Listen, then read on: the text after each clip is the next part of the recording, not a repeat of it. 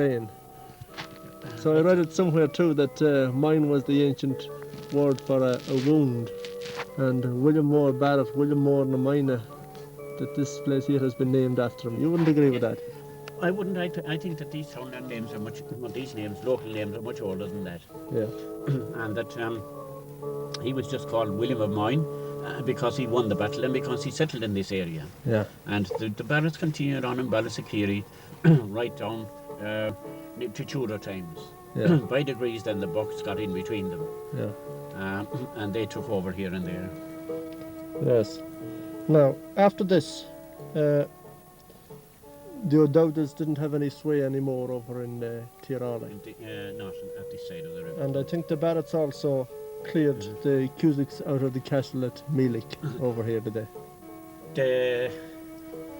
That I wouldn't be certain of, but Yeah. they didn't. The O'Dowdas had, if you like, some connection. They there are at least two of them, and possibly more buried in Moyne. There are, and they were at the opening ceremony too. Moyne Abbey. Yeah. Now the date given in most of the books for that is 1460, and I claim that that's 5 years and maybe 10 too late. And the reason for that, I've already written it down, but roughly is this. It was in the time of Pope Nicholas V, who died in 1455. Yeah. And when you look at the building itself now, common sense would show you that all of that couldn't possibly have been built. There's a record to say that the Abbey Church was solemnly consecrated by Bishop Donoghue. O'Connor, donations O'Connor, was yes, it? he was a donation in 1462. Yeah. And that couldn't possibly have been built in 2 years. Was he Bishop of Killala at the time? He was. No, it was built anyway and opened, I'd say, in 1460. Well, certainly, yeah, and before that. Yeah. Anyway, it was there by 40. Now, if it was built earlier, the donor, MacWilliam Burke, was it? yes, father or son, depending on which date you take. Yeah. But it would be Edmund MacWilliam, anyway. is it? Yeah. Yes. No. That's now if you take the earlier date, and if not, if it was the later date, it's his son Thomas. Yeah. Now this was the original one of these was built in Reserve, wasn't it? No, there again, I'd say that the guidebooks are wrong in that. On the continent, there was this kind of reform. Yeah. And these were the stricter observance. Yeah. And really, it was a question of, at one stage, in the very beginning, when the Franciscans came first, they were a separate Irish province. Well, in the course of time, for one reason or another, they came to be part of the English province. And the strict observance discovered that they could be independent and be subject to the Superior General in Rome and have nothing to do with the English Franciscans. Yeah. And that, as much as anything else, is one of the reasons. Yeah, well, they wouldn't accept it in Moyne. Would you say that was not in Moyne, but in Reserve? They wouldn't accept strict. No, I wouldn't. No, I don't think that. No, that's an invention. Is it? Yeah. I'd say it is. Yeah. They just happen to be a different. These are the strict observance. The others were the. By that time, there were three kinds of Franciscans. Yeah, there was. That's right. The tower there, 90 feet. Yes. Yes. There were 50 friars here, between friars and students and all. Yes, it was the Provincial House of Studies for the whole of Ireland at the time, for this strict observance, that particular kind of Franciscans. Yeah. Now there's a story about Florence Conroy having been here, and that isn't the case. There's records to say that he did his studies on the continent. Yeah. He was supposed to have come here to do his final profession and then went back to the continent again, but I doubt if he ever came here. No, there were two grinding mills somewhere between that and the sea. Yes? Well, there's the remains of one still to be seen. Yeah. The other one I'm not sure of. Now, there's also a history of an attack made by Fitton's soldiers. He was the governor of Connacht in 1578. Right. Now, Cromwell never crossed the Shannon, and it's blamed on Cromwell. But it's really the same thing in the long run. Yes, he did, and there are two martyrs, and these are authenticated facts. Yeah. There's the Father John O'Dowd. Yeah. He heard the confessions of two of the people who were to be executed on the spot. And after hearing their confessions, the soldiers tried to extract Information from information, yeah. and he refused to give Yeah, it. yeah. And there's an atrocity story now about that, that what they did was they took off his cincture and tied it around his head and put a stick in and kept twisting and twisting until they broke his skull. Then when Phelim O'Hara was killed here, he was the only remaining monk after the rest of them took off on boats out to sea. Is that right? Well, because of his age and because he was of noble descent, they thought that he would be respected because of both. Yeah. And they went off in boats, and when they came back, they found his dead body beside the steps of the altar inside. Father Mooney says that in 1618 it was raided again, that the monks weren't staying at all here, but that they were close by. Well, before that time, no, it was already, it had been confiscated in Elizabeth's time, and it wasn't lived in at that time. But it belonged to an English widow, Father Mooney says. Her name was, she was the widow of Robert Harrison. It was granted to Robert Harrison at that stage. And she rented part of the cloisters back to a few monks. To some of the monks. You know, Edmund Barrett was supposed to have it before her in 1595. That'd be around the same time. Yes, well now, that again, you see, he was one of the pets, or one of the favourites of Elizabeth, and he got a whole, as the local people say, a whole rake of things, and he didn't hold them for very long. He sold them off as quickly as he got them. So the English widow came in after him? Yes. Well, he's Robert Harrison, I'd say, and he must have died fairly soon, because she was his widow. And the only reason, like, she tolerated the monks, well, it mightn't be the only reason, but one of the reasons she tolerated the monks here was they were bringing Catholics to the area, and she was involved in commerce and trading and... Right, well, there was a fair green attached to Moyne, and the tolls would have belonged to them. Then the pool of Moyne, you see, was the harbour, if you like. There were goods coming in and goods going out. It was all good. It was all good for trade. Now, Mrs. Harrison, God rest her soul, may have been all right. I think what Father Mooney was talking about would be the local landholders. That they were tolerant, as he said, not for the sake of Jesus Christ, but for the sake of the trade. And Thomas Burke was paying the rent for the monks that were here. Yes, he would have been the man who owned the castle, or the bishop's residence at that time, because the bishop wasn't there either. And in 1641 it was given to Sir Arthur Gore under Cromwell. Well, then yes, but you see, he was only one of many. The Earl of Cork had a grip of it for a while too. They were always kind of jockeying around and looking for places like this, and it had changed hands a good many times. Now it stuck with the Gores for a long time. They sublet to different other people. In fact, as late I think as 1870, one of these descendants of the Gores had a scheme on to resurrect the pool of Moyne and to build a railway from here to Ballina.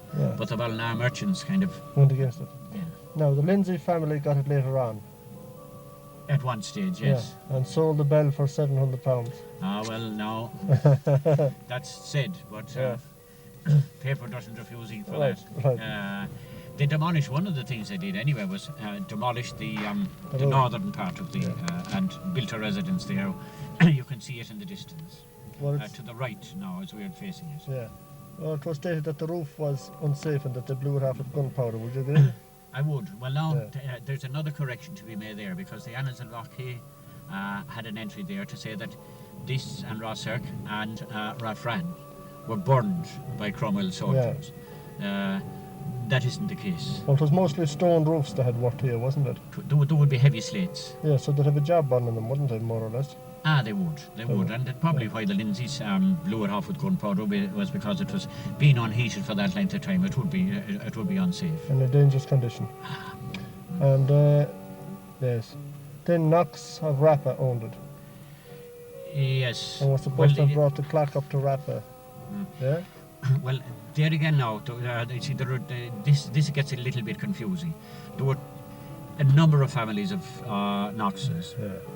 And the ones who were living here inherited Rappa, and it was they who brought the clock with them. They sold their interest here then to the Kirkwoods, and the Kirkwoods continued on down to the Free State times. Yeah, and it was bought then by the Board of Works. Yeah, well, it became a national monument way back in the over 100 years ago, about in the 1870s, I think. Yeah. And they did a restoration job. It wouldn't be in his here.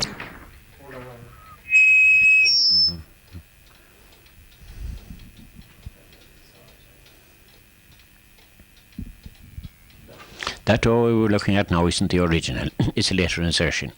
And you can see that now better from inside than from out. That ornament there has been damaged. Away to the right, over my head at the moment now, there's a water spout to drain the water from the roof. And there's one on the opposite side as well. Drain the rain from the roof. You can see drawings of ships here. We've chalked out one of them. There's 3 more there. There's another one here, one there, another one here, and they go right along under that at the back of this headstone. And over here too. They go around the response and over onto the other side. And you can see there at the doorway where some of the plaster was removed and the doorway was cut away. That's not the original doorway. Yeah. It's a different shape to the archway. And I think that the explanation for those is simply that this was on the middle coat of plaster. And the lay brother, if it was a lay brother who was getting it ready for the final coat, instead of making trowel marks, he was practicing his art. And he knew all about ships. Because there's one here now where you can see the actual planking and the rigging. Yeah. And they fit in with the ships of the Armada. 17th, Yeah. around that same period. Yes, this part of it now was consecrated by I can't remember the bishop's name. Bishop O'Connor. Yeah, delicious. In 1462, and further along, the high altar was there at that end, and Yes. that would be the choir part. This was where the lay people came to mass, Yeah. and because it wasn't big enough, away to our right was added on later. This is a later addition, and away you can see the recesses for 2 altars, and a kind of a sacristy where the vestments and chalices and things from mass would have been kept for these 2 altars. Yeah. And the little things, there's one for each of the altars then, a sacrarium, where the water and the wine that would be left over after the mass were put down. Yeah. So this was for the congregation that wanted to come to mass, right? Right, Right. This part of it here. Right. Bell tower, Yes. Bell tower, yeah. 90 feet up. Yes, and the usual one about climbing steps, 101 steps, and Yeah. you never get the same number going up as coming down. Yes, But people forget that you can do that in any stairway. that's right. No magic attached to it. Not a bit. You can't see it from here. Yeah. 2 stones here. Yes. The bell They rope. would be for the bell ropes to come through. And here you can see the The 101 steps. yes, yes. And if you want to use a fancy architectural word, it's a helix. The steps, it's a kind of a corkscrew staircase. Yeah, I see the name of Matthew Bellew there on the. Yes, that's interesting. Now look at the date. Yeah. 3rd of March 1797. In actual fact, Matthew Bellew was executed in the 1788. Bishop's Garden on the 22nd of September 1798 Yeah. for his part in the rebellion. Yeah. And they did that. Now, in the same grave, at the back of that, his brother, Bishop Dominic Bellew, was buried also. Yeah. He died in 1812. Yeah. His horses ran away with the carriage up near Killucan, and he jumped out and injured himself, and he died as a result of the injuries. So 2 of them are buried here. Yeah. Yeah. This is a board for to sign. Yeah. Many provincial chapters were held here before the friary was burned around 1580. It was not burned Yeah. around 1580. That entry now is in the Annals of Lockheed, but it's scored out. And Yeah. whoever put that in read the entry, but he didn't read the footnote. Yeah. Okay. This here, the choir. Yes, this is where the monks used to chant their office and have the masses. The altar is no longer there. you can see the door to the sacristy and another door to the chapter room. Yeah. And overhead, in the infirmary, there's a window there Yeah. where anybody who is sick would be able to see and hear the Mass without, if they were too infirm or too ill to leave the infirmary.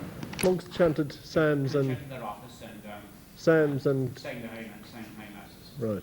Here beside the side altar is a stone bearing the coat. Yes, this is a coat of arms. And all you can say about it is that there's somebody who deserved to have a coat of arms there. There are a number of different theories. It looks like a buck coat of arms, but it's that much weathered that is difficult to see. You can see a hand.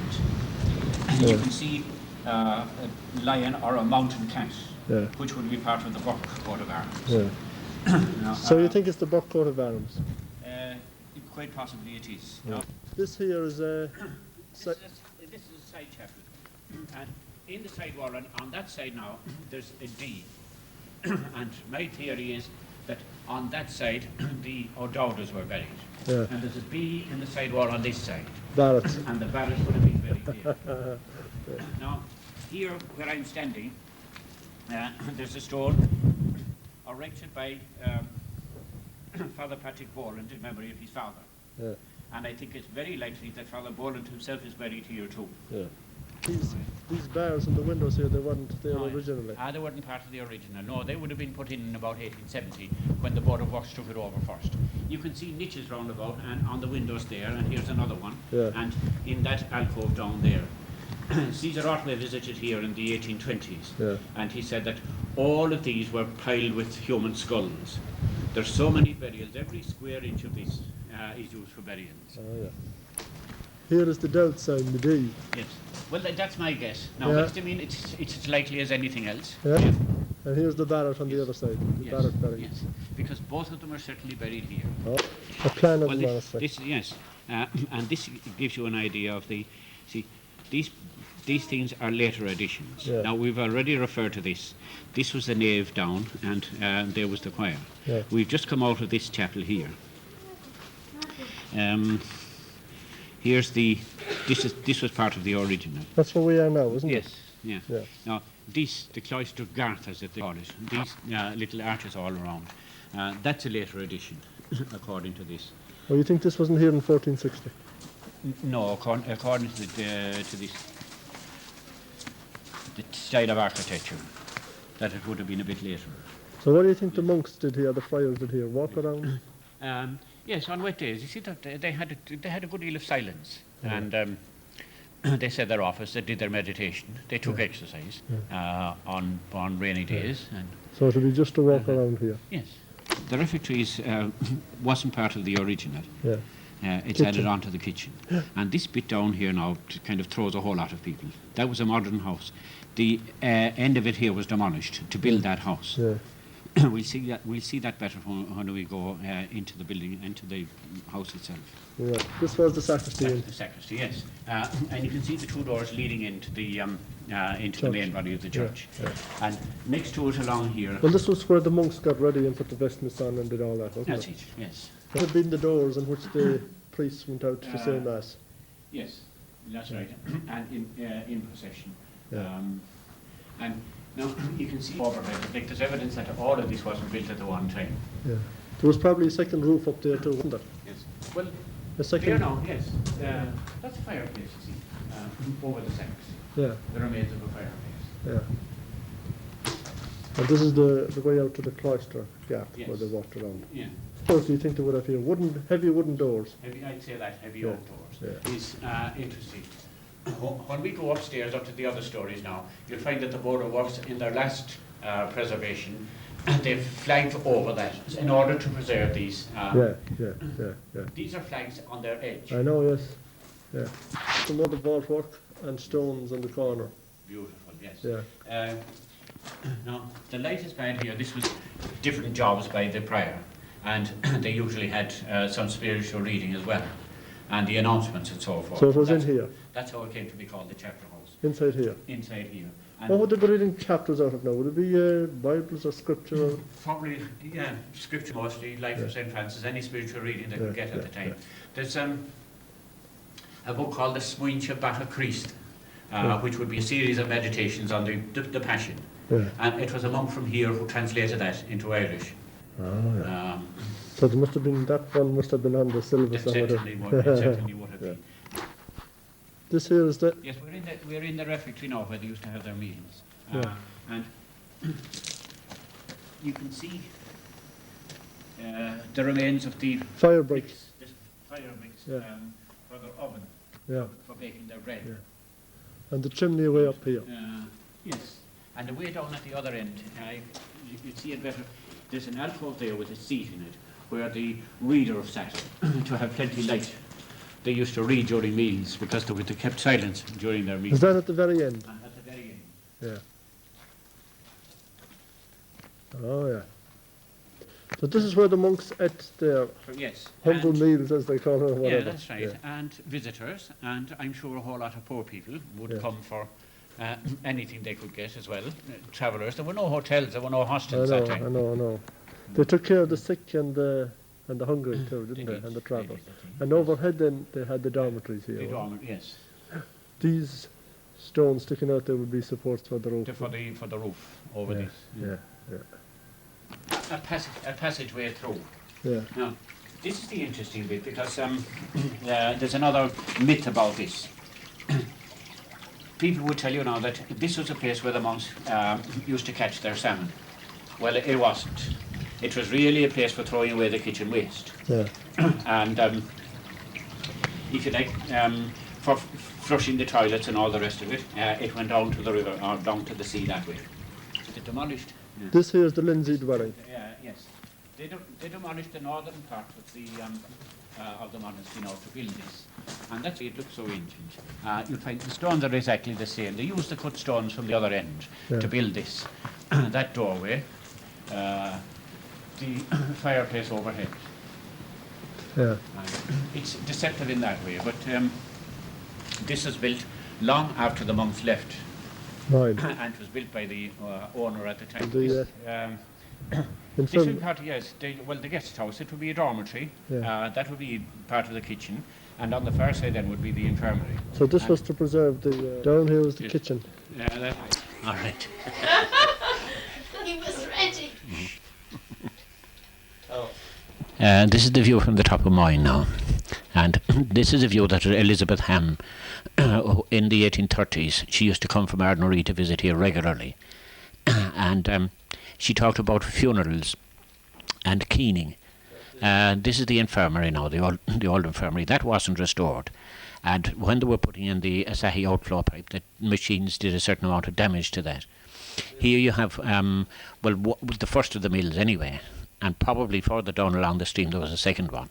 Now some of the walls are plain to be seen when you get down to ground level. Elizabeth Ham was a daughter of the man who built the upper bridge in Ballina. Now, this is a building away to the right, and I'm not sure what that is, but it looks as though it was part of the monastery buildings too. We're looking out now on Killala Bay, and that's one of the manholes in the Asahi outflow pipe.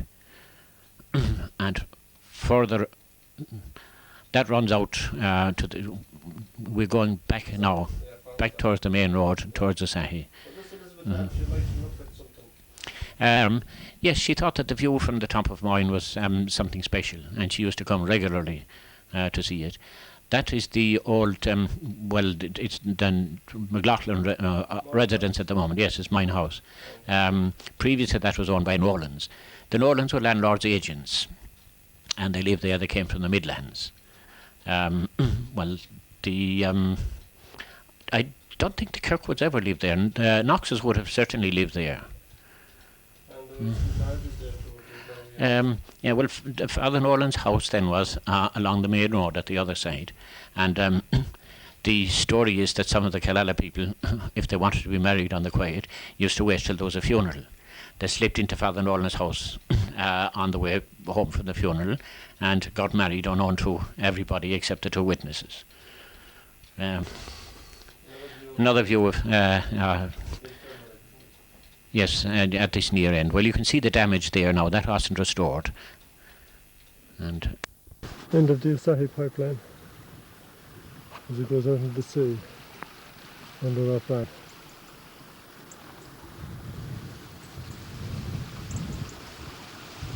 The infirmary up there, and the waste coming down here, way underground.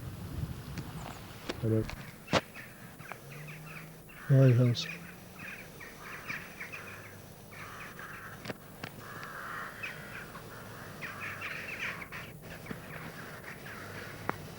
Well, here's the Moyne Road, and inside here where the fairgreen was. Yes.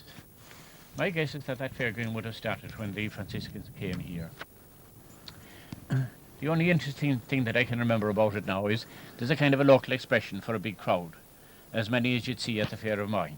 Yeah. Then in 1616, I think it was, when Father Mooney came on his visit, he makes mention of the fair and the business that was being done at that time. I'd say around 1850 it began to fade out. Yeah. And you'd find the odd report in the papers with kind of exaggerated prices to keep people coming to the fair green. Cows and cattle and sheep and pigs. Sheep mostly, the big prices for sheep. Yeah. Well, this fair green now, it took in a big area, did it? Well, like every other fair. For instance, Ballinasloe Fair, people used to go from here to Ballinasloe to sell horses. Yeah.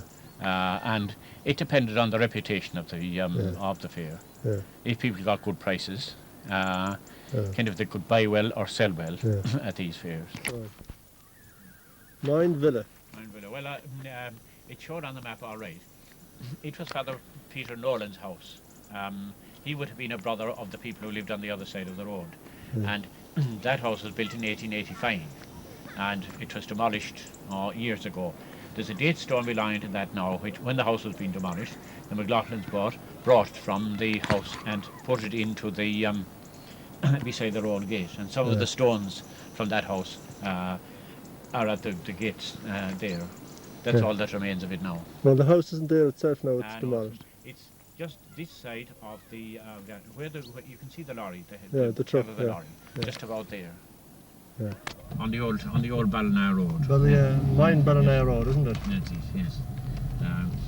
And this one here is marked on the Ordnance Survey map as Boher and Irlerua. Well, the Red Earl is likely, I think, to have been a buck, because the bucks were in this locality, and it was there in Old Moyne. And the name is there now from the 1838 survey. But it's forgotten locally. This other one here is the road for that's the road Ballina. straight for Ballina. Yeah. The way the French went when they... Crosspatrick. Yes. There's 2 forts here. No, it hasn't, one.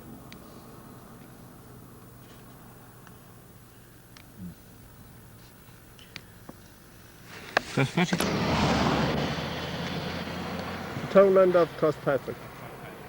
Yeah, well, it's located now. You can see the Asahi clubhouse there. Yeah. The old church is here. Tomalloy statue is there. There's a roadway into the townland of Crosspatrick. About 50 yards in there, on the right-hand side, there's an inscribed stone. Yeah. And it's from that this got the name of Crosspatrick, because on that stone there's an inscribed cross. And a couple of other inscriptions too. We'll see them when we get closer up. You think it was inscribed by St. Patrick? Well, from his time. From his time again. From his time. In lots of cases, these again would have been pagan things that were Christianized, by having a cross put on them. Like the one at League. Yeah. That's said to be the same. You can see a red car in the distance. Yeah. And then there's a roadway to the left. And, well, it's about halfway between the car and the roadway. In the shrubbery. Yeah. It's abandoned now. A holy well. Yeah, holy well. And it's mentioned in the tripartite life as being close to the cross of St. Patrick, and that St. Patrick restored a man's sight there. And there are some other stories too. You think there could be a confrontation here between St. Patrick and the Druids? Yeah, well, that's part of the story, and it fits because the Druids didn't give in that easily, I'd say, and that life would have been written in the 7th century, and some of the things would have been legendary, but there would be a basis, in fact, I think, for a whole lot of it. And Yeah. it's quite possible. You never heard of Milko coming down here with his flocks and camping around here to do idolatry for so many weeks of the year? Well, no, I think that's stretching it a little bit. Right.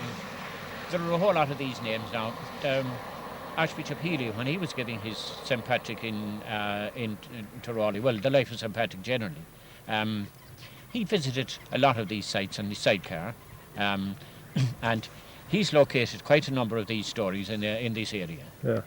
Because he was convinced that Crosspatrick was an old location, Yeah. and it would have dated from the time of St. Patrick. Yeah. But there again, So in here are the inscribed stones. there's a style, and you can see that, you can just see them.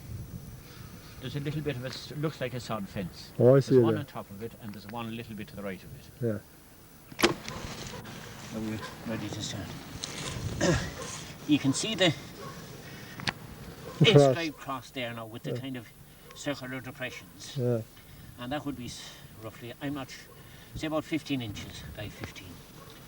That's that one. And the other one then with the depression on it here. Yeah. And there's difficult to know what that is. But that's an incision of some kind. And this one here, I think, is part of the... No, maybe that's the cross. That's like a Greek pie over there, Maybe is it? this, yes. Yeah. Maybe that's the cross too. No, that's what they call a tau, a Greek cross, a T. Yeah. But the things like that cause question marks, and rather than have a question mark, the legend is that's where St. Patrick sat, Yeah. and that's where he left down his pipe when he had a smoke. So, but those are very old, and it's from these inscriptions now that the church over there got its name. Yeah. And this was a place of pilgrimage, and this was a holy place for generation after generation. Had this little mound here anything to do with it? That I don't know. And further along, there's what looks like like a roadway up over the hill. Yeah. Couldn't have been a site of an ancient church. It's more like a field fence to me. Yeah. But I don't really know. Yeah. And maybe it's part of the clay for the boundary fence for Crosspatrick Church. Now, from the appearance of it, this wouldn't be the original church. It should be a medieval church replacing an older one, I would think. Now, the gable is here. The church runs in this direction, east-west. That's part of the two side walls. There's a burial plot there, and I would imagine that the stones from the gables and some of the stones from the side wall were used to build that. Yeah. So do you think this gable here is part of the church? Well, see, that would be part of the side wall, Oh, yeah. and that's part of the side wall. Yeah. The gables Yeah. would have been here and Yeah, here, yeah. and more of those should have survived. Would this have gone back to patrician times? Well, the original church would have, yeah. but then it could have been either a stone church or possibly even a wooden church. Yeah. But from the appearance of that, it's Middle Ages. It would be later than the patrician one. Yeah, yeah. Tamhnach statue. Yes. Well, now before we start on that, I'd like to read a little quotation here from the Tyrawley Herald. Tamhnach. He must have been very good with his hands. First of all, now I'd like to quote for you something from the Tyrawley Herald of 1858. It's about a bog oak chair, and it gives this description. The chair was carved out of a solid piece of bog oak and presented the appearance of a human being in a sitting posture, with legs, arms, head, all parts in fact complete. And then it goes on to say that it was the most ingenious piece of work. Now that particular chair was presented to Queen Victoria at the time of her jubilee. That wouldn't be the coronation chair, would it? No, that's... Well, now that's carved by Tamhnach himself. And when you get close to it, you can see he's got knee breeches, buckled shoes. There's 3 buttons on the side of the breeches. The buttons on his coat. There's 1 button at the bottom left open. And there's a local story about that he's supposed to have left money in his will to whoever could close the bottom button on his coat. The face is damaged. The right ear and part of his hair is to be seen. Now that statue was in his cart house up there opposite the halfway house. And the locals made a cock shot of it and damaged the face of it.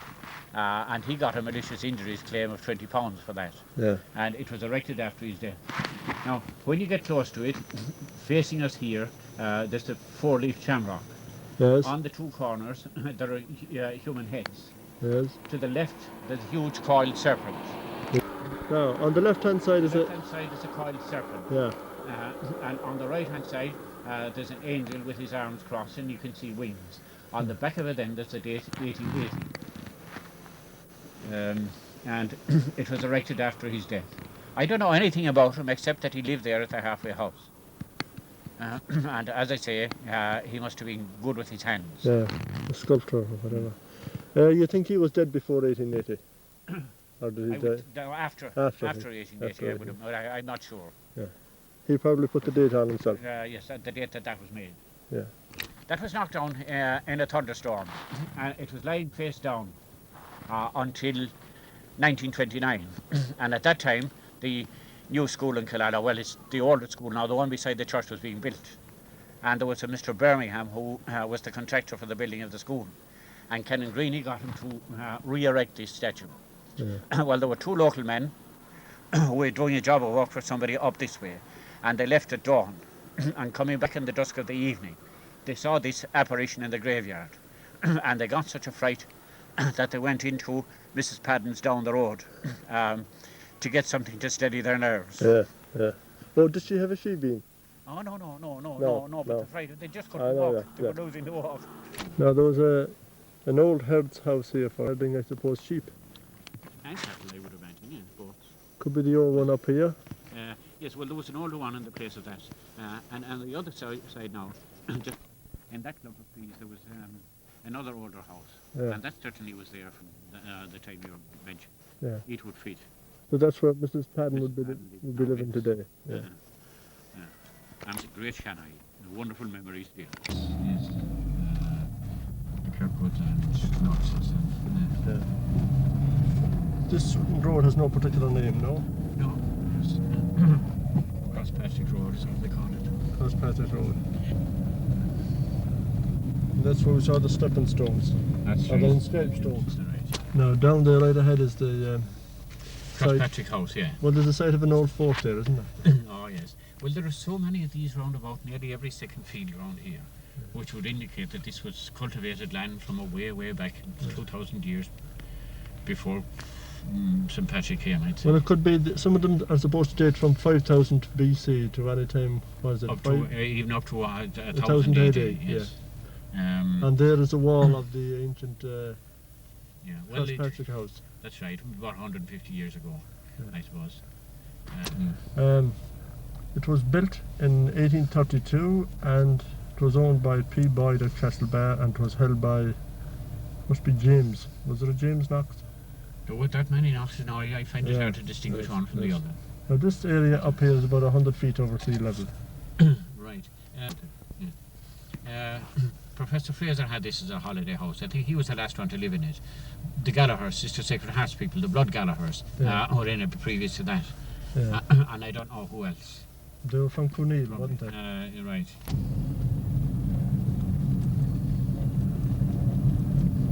This here was part of the original wall, was it? Well, some of the buildings, yeah. Now that wall was lowered. Now that would have been a high wall. Yeah. And if you went further around the corner, you'll see the height of the wall. The garden wall is still there, on the left.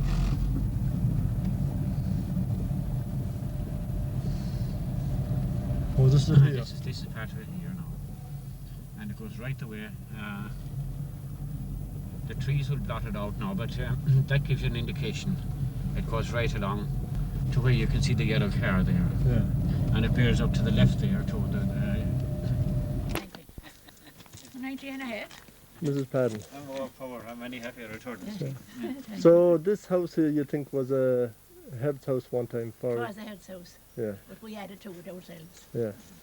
And it belonged to the Kirkwoods over the way there, did it? Oh, well, not this house. No. So it belonged to Miss Gore. Did it? Oh, No for the time. Gores they were herding, was it? Gore's, this all around here was Miss Gore's property. Yeah. In days gone by. Did you ever hear of Boyd's owning this? No, I never heard there was a Boyd's around here. Around here. Yeah, There was Boyd's up in Carrikelly and up there. yeah. You never heard them being owning this place down here. They lived in Castlebar, I think, you know. Oh, I don't know, but I never heard about Boyd's own Yeah. place around That'd here. be around... Miss 18. Gore owned all round this estate. And then she sold it to a friend or relation of hers. He was a Captain Maud. And Captain Maud then had a number of years. And a man named Joe McLean from Hollywood bought it over. This portion of it only, where all those houses, where McGrath's and we are now. Yeah. And that finished it. Yeah. The Land Commission took it over then. So you don't remember, or do you ever remember hearing anything about the Kirkwoods over there in Crosspatrick House? That's where they were in Crosspatrick House, Yeah, up there. yeah. But I don't remember them. I didn't see them in it. Yeah, But they were in it. The state that owned it. yeah. And I after, don't know, is it them that built it now? yeah. I think it was built in 1832 or something. That wouldn't be 150 years ago. Oh, it might be those that built it. Yeah. So you say they ended up badly? Oh, they ended up in, it was law that got them into trouble. Yeah, I suppose between the brothers they got involved in law. yeah, But the Gallaghers became bankrupts. yeah. And then the Frasers after that. Yeah. Well, these Kirkwoods, you said they ended up somewhere down in Killala in the workhouse, did Oh, they? they ended up in Killala Workhouse Did as they? paupers. You don't remember any of their names, no? Well, no, I don't remember their names now. Yeah, At all. Just that they were Mr. Kirkwood and so on. yeah, that's all. yeah. Well, they'd be related to the man in Barthrow, would they? They would. They were related to Captain Kirkwood before he came to Barthra. He lived in Broadlands up there. And Brandy came from Broadlands out to Barthra. But I don't know who built Barthra House. No, I didn't hear that. Was it the Kirkwoods or who built it? But he took over all that Barthra place himself. Yeah. He lived there with his son and daughter. Yeah. I Oh, want yes. all of them now. More power to you, no bother at all. Me? I'm losing memory of it. I don't think, yeah. People told me that I had great memory, you know. You sure have. Tell me Go what. there. Is there?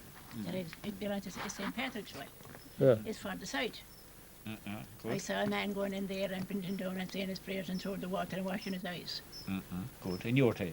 In your I own saw time. him. Yeah. And was his site restored?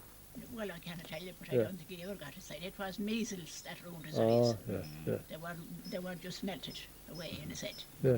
And he wanted a bit of ease, you know, I suppose. Oh, yeah. And he had confidence in the water, they say. Did you ever hear any stories about St. Patrick and the Druids or anything here, no? Well, no, I didn't. Yeah, yeah. Was it maybe? I didn't. You were telling me one time about a Franciscan visiting down there in his brown habit and in In his where? robes, I think. I thought across the road, and that they Holy Well. There That he came was a looking for it, yes. Franciscan. There was Franciscans came to see it, or to look after it, or to clean it up. A long time ago, though. But I didn't hear that they. I don't know, did they do anything with the well or not? The well is, you know, it's Neglected now. neglected now. It's all briars and yes. closed up, you know. And there was a little flag in front with the shamrock on it, cut in it, you know. And I think that flag was removed. Was it? Yes. I heard it was anyway, Brookview. Yes. Mike Manaway of Brookview, yes. And he yeah. went up to Dublin, to Meath. The Land Commission took over the fair Yeah. and divided among tenants. So you don't know who was there before Mike Manaway? Willie Craven. Willie Craven, Yeah. good. Did you hear about Willie Craven? No, I just heard of a Captain Vernon being there after. That was only temporary. That Was it? just Yeah. for a short time. He owned the island too for a while, He didn't did he? for a while. Yeah, yeah. So it was a Miss Ferrer that was across the road here. Miss Ferrer and her mother and father lived beyond there Yeah, yeah. until Mr. McManaway. Mr. McManaway, when his wife died, married her, Miss Ferrer. Oh, She yeah. went down to Brookview to live then. Oh, yeah. And Mrs. Craven came up to live there, and that was her place, Craven's place. I see. All Craven's place. The fellows had only the house. Yeah. Who has it now? Michael. It's a man that's in it now. He's a Pole.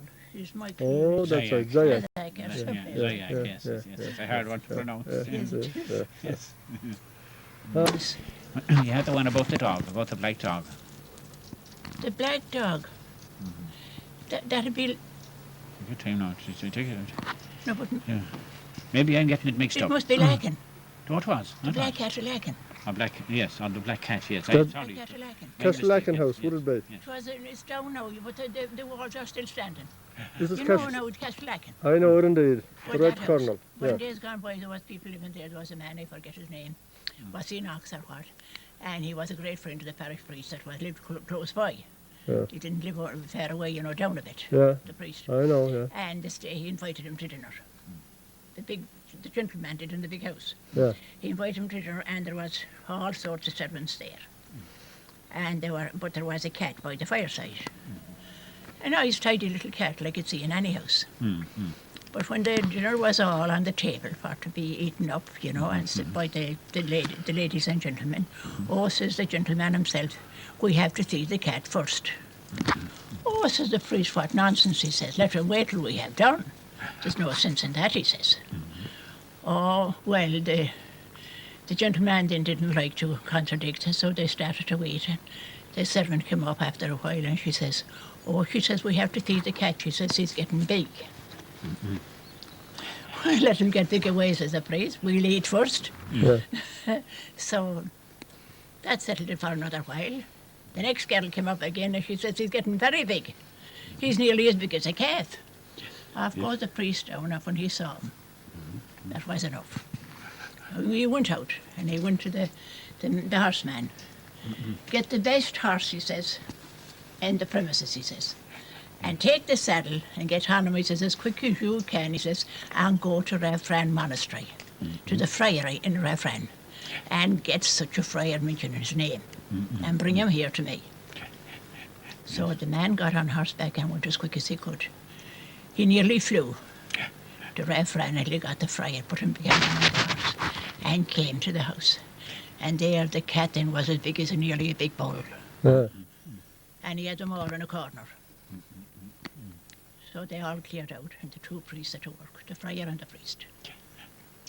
But after some time, no one knows what became of the cat, but he was never seen again. He put himself to some destination, but it wasn't a cat. Yeah. Because there was a legend down It there. was something else. Yeah, there was a legend down there, like of men going to the bog and seeing that bull, as you mentioned now.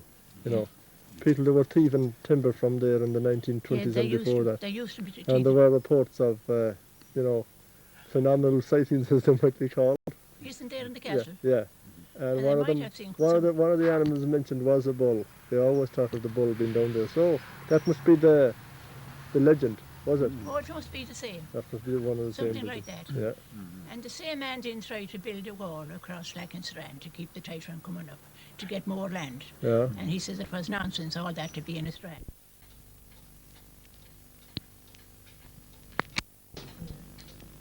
I don't think so. No, but that's what you gave them. Yeah, that's it. The thing was that.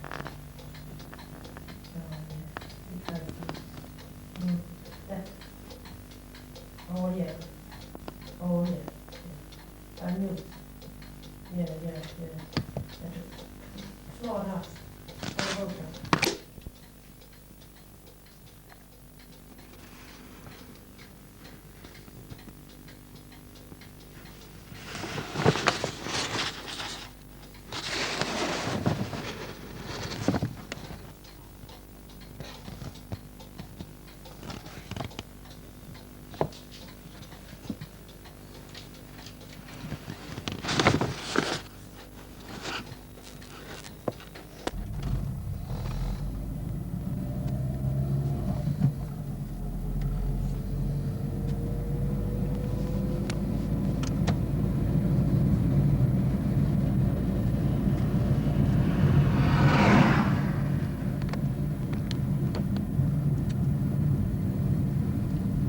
going towards Meelick. Yes, that's abandoned Hollywell is there on our left now. Yeah. In here somewhere. Nearly straight across from us. That wouldn't be down there, no? No, it's further up on the rise. Yeah. Near Crosspatrick, and that would fit for that well. Yeah.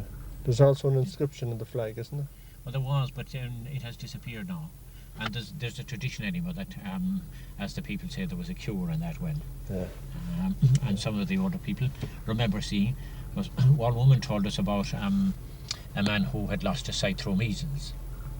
And he came, and that's, how is it she put it, that the eyes were burned out. Yeah. But the poor man didn't get his sight back, but he got some relief. We got some relief, yes. Yes. The cottage. Mealy Cottage, Mealy yes. Cottage. Yeah. And Mrs. Padden told us something about the people who used to own that. Yeah. I can't remember what she said now. Ferrers, wasn't it? Yeah, that's right. And Professor Fraser later on. Yes, well, I thought Professor Fraser was inside in Crosspatrick. This man here, I think, well, I think there was a marriage to McManaway anyway, I think. Yeah, there was. And I can't remember exactly. There was a widow here, I think. Probably that Ferrer is the name. Yeah. Then McManaway married her later, and she moved from here, and somebody else from her family went to live. Craven. And this. Yeah. So now it's occupied by the whole Zayak. Yes. Yeah. All right. Well, it was taken over by the Land Commission then when the land was taken over, and there were people called Monaghan, England, and they sold to the Zayaks.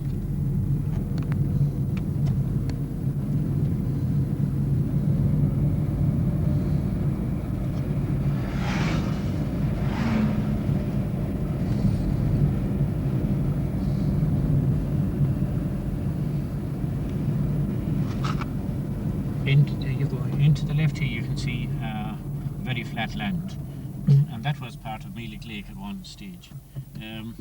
Now, in line with that ESB pole, you can just see in the distance Meelick Castle, the ruins of Meelick Castle. Meelick Castle. Yeah, it's difficult to see it here from here now, but the foundation kind of slopes in. And then the tower house thing went straight up from that. The nearest one I'd say to resemble that now is there's one out at Barrow, which would be further along than Kilfine Graveyard. And it would be a little bit, I think, like the one in the Glen as well. With the kitchen part below, and then the living rooms overhead, and a stairway up then through the thickness of the wall. Now, as to whose it was, it's doubtful. The Battle of Kilroe took place round here. Now, I would be inclined to doubt whether this castle was Cusack's or not. There's evidence to show that the barracks were here from about 1832-33. Certainly, 1232-33. In 1244, there's a document to show where William Barrett signed, witnessed an agreement between the Bishop of Killala and the lay Stewart for the Kilroe lands. There was an exchange with Magona revenues. He was there at that time. There were Lawlesses and Kilcummin at the same time. Now that deed was renewed about 200 years later, and both Barretts and Lawlesses were still in the area at the time. So it seems to me that the Barretts were in first. Cusack may have tried then to come in and get a toehold here, and William Moore and Moyne wasn't having any.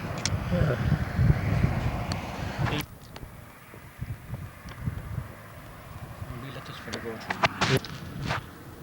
The Barretts were overlords of all this area. They took over from the O'Dowds. They spread out then. Their main castle around here would have been Ballasakiri. They also had Rappa. Yeah. They had Balik. There was a separate branch of them then in Erris. And Dundonald, or I can't think of the present name for it. Glencastle would have been their headquarters. by the time of the Elizabethan times then, they had Gisala and on that direction as well. They had another one down in Pullatomas. So they were all over this Tyrolean areas. And then by degrees the box got in between them. Yeah.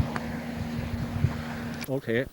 Milik comes from Miluk, means an isolated spot of land.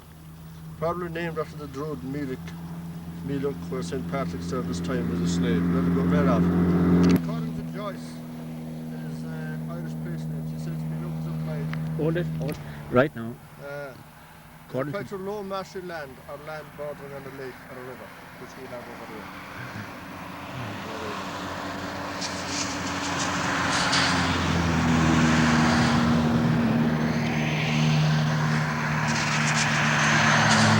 Contains 207 acres, 7 acres of water. Some of the lake is in the townland of Killala, the far end over there. In 1838 it was occupied by W. Ormsby of Sligo and Kirkwood of Killala.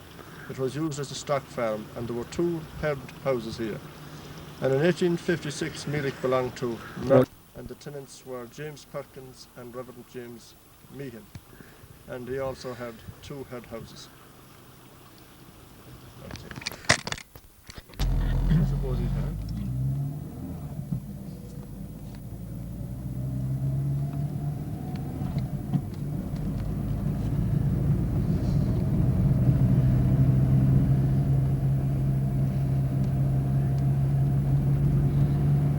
Townland of Milik. They don't call this Milik here, they call it Chinatown. Yes, that's from the time that the cottages were built. Yeah. Previously, I think the Land Commission had there are 2 Land Commission holdings, one each side there, and then these cottages were built later, and some bright spark called it Chinatown. Yeah. Now, in front of us, past that sign there is Milik Bridge, and you can see where at one stage the lake bed came out, crossed over, and it went up a long way up that side as well. Yeah. Well, in front of us now, there's a stream there running parallel to the road, and you can see the roof of a barn down there. Well, at one stage that was a mill, and by degrees the river kind of scored its bed lower. Yeah. And I'd say when the mill was built as well, it was probably the river was deepened a bit, and by degrees then the lake drained away, until at the moment there's just a small area over here at this side surviving. Yeah. You can see the wood just at the tongue of the wood there. That's supposed to be a very old wood too. One of the original woods up there. Yeah, that's quite possible now. That Yeah. it looks like oak from here. Yeah, very old. Yeah. Yeah. And I'd say the there along the edge of the bluff as well. That's fairly ancient. Those nut bushes and things. Scrub. We're now moving from Crosspatrick into town of Moa. Yeah, Dunamore on your right, On the right. Kerry on the left. This little bit of a fence now that you can see there, that's the townland boundary and the parish boundary as well. This one Now, here. yeah, if you follow up then to the inside the ESB pole, there, I think if we went up, This road that goes up here is the boundary. yes, yeah, it was modernised now when the social centre there was built. But yeah, that's the beginning of the boundary now between Milik and Tamhnach. Yeah. And the building in the background there is. That's the part of the Asahi building. Yeah. And it's huge. As far as I remember now, the dimensions, what we can see that gable now there is 80 metres wide and it's 200 metres long, that particular building. Yeah. And I think there are 3 more the same length or even longer. So it's huge. It's very difficult to kind of grasp the proportions of that. Yeah. It's much bigger than it appears.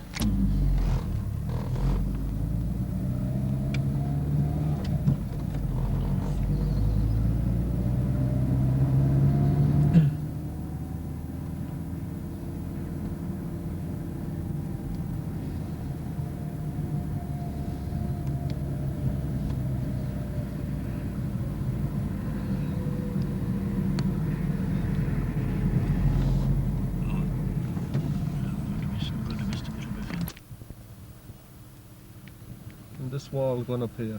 Yeah, that's the boundary between between Carrareno and Tamhnach. And back where the Asahi sign is, you can see that much of it. About 5 yards of that entrance is in Funil parish, and the remainder of it then is in Killala parish. Yes. Oh, that's the plant itself up there.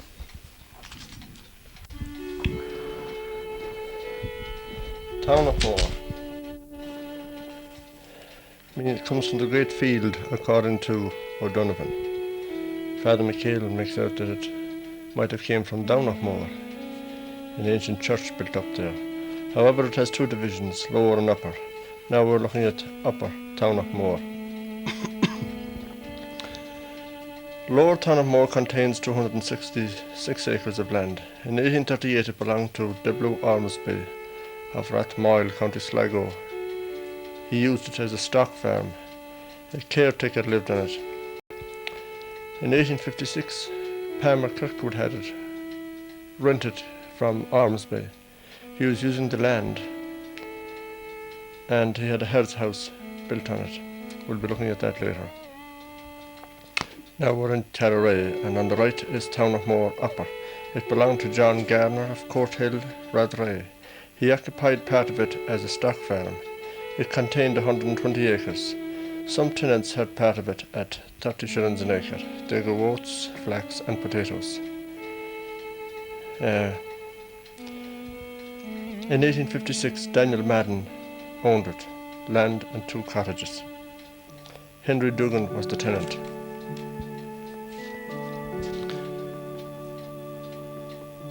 We're still in Carraray. And from here on now, on the right is Tamhnach Upper. This is the road as it goes over to Mullaferry, and on the right is Tamhnach Upper and Tamhnach Lower, and of course the big Asahi synthetic factory.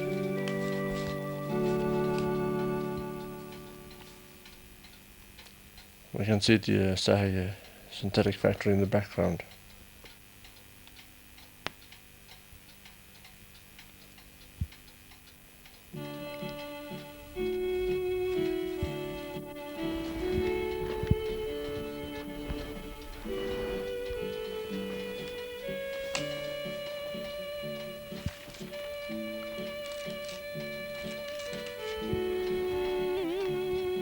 And incidentally, the Asahi clubhouse we saw at the start of this program is in the townland of Crosspatrick.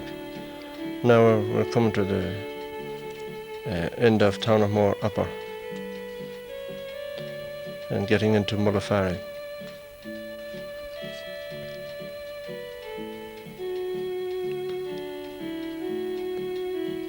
This fence here on the right is the boundary. On the left is Mullaferry and on the right is Tamhnach. Now here is Tamhnach Upper. The factories in the background, and this belonged to John Garner, and that is the house that the herd was in 1838. John Garner himself lived in Court Hill, Rathray. This is Tamhnach Upper, and here we see the Asahi Reservoir. There is the huge pipe